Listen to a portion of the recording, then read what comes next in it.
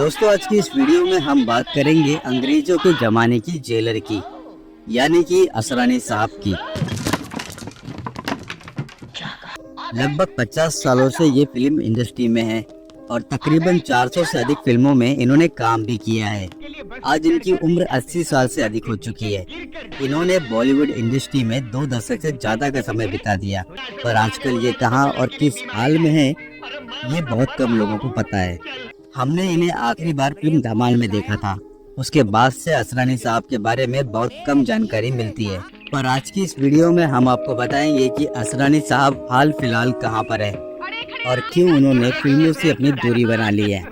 इसी के साथ हम आपको असरानी साहब के जीवन परिचय के बारे में भी बताएंगे कि कैसे अपने घर से भागकर आए असरानी साहब ने मुंबई में फिल्मों में काम करने के लिए स्ट्रगल किया और कितने धक्के खाए।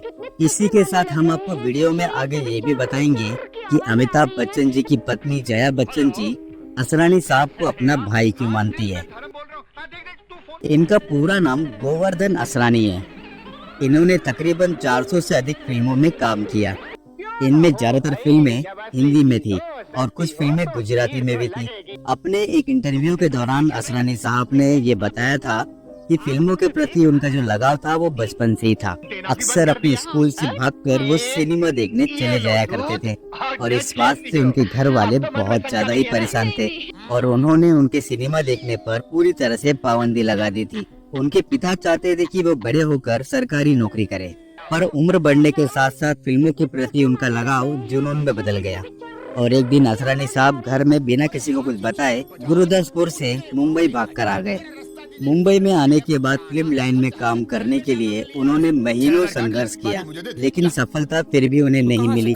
यहाँ उन्हें किसी ने बताया कि फिल्म इंडस्ट्री में काम करने के लिए पुणे के फिल्म इंस्टीट्यूट से उन्हें डिप्लोमा करना होगा।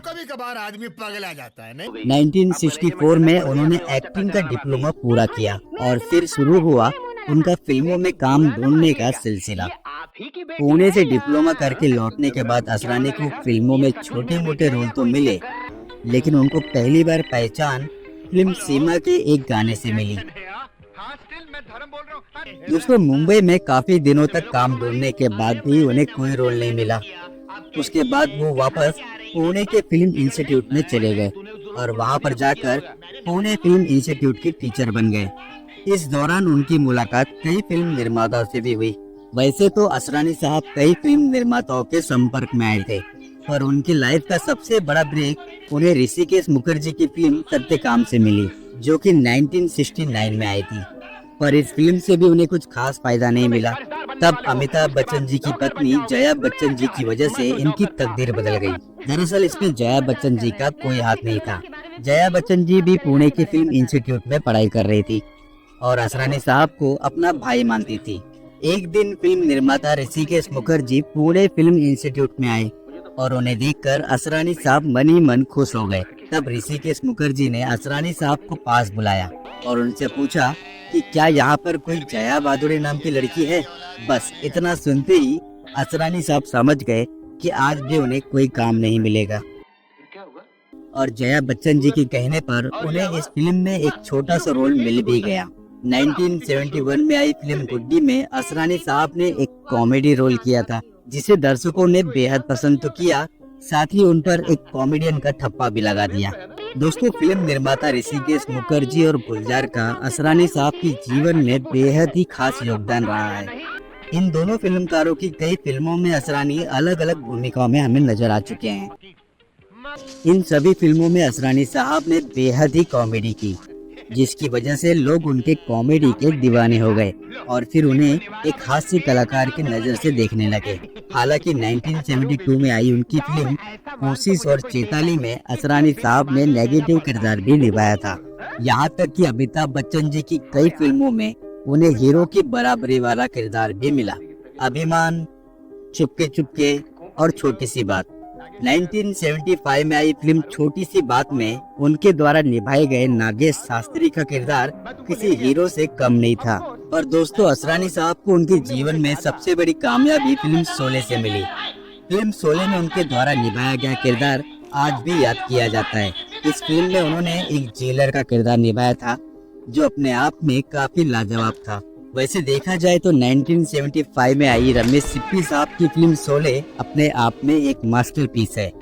और इस फिल्म की खास बात यह है कि इस फिल्म के सभी किरदार हम सबके जहन में आज तक जिंदा है। फिर चाहे वो गब्बर सिंह हो या ठाकुर, सुरमा भोपाली हो या अंग्रेजों के जमाने वाले जेलर। और 25 झूठ हमसे बुलवाते हो, चलो हाँ काम करो। असरानी साहब ने अपने जीवन में किशोर कुमार साहब के साथ एक गीत भी गाया था। इस गीत के बोल थे, मन्नू भाई मोटर चले पम पम पम। मन्नू भाई मोटर चले पम पम पम। वैसे तो असरानी साहब के बॉलीवुड में कई दोस्त हैं, पर अगर इनके परम मित्र की बात की जाए तो उनका नाम है राजेश खन्ना। इन दोनों कलाकारों ने एक साथ कई फिल्मों में काम किया था। असरानी साहब आज भी पुणे के फिल्म टेलीविजन इंस्टीट्यूट में जाते हैं और वहाँ के छात्रों के साथ अपना समय बिताते हैं और इसी के साथ अपने जीवन के खट्टे मीठे पलों को याद भी करते हैं। आज इनकी उम्र 80 साल से अधिक हो चुकी है और ये मुंबई में अपने परिवार के साथ रहते हैं। हमने असरानी साहब को आखिरी बार फिल्म धमाल में देखा था। उसके बाद से ही असरानी साहब के बारे में सोशल मीडिया पर बहुत ही कम जानकारी है।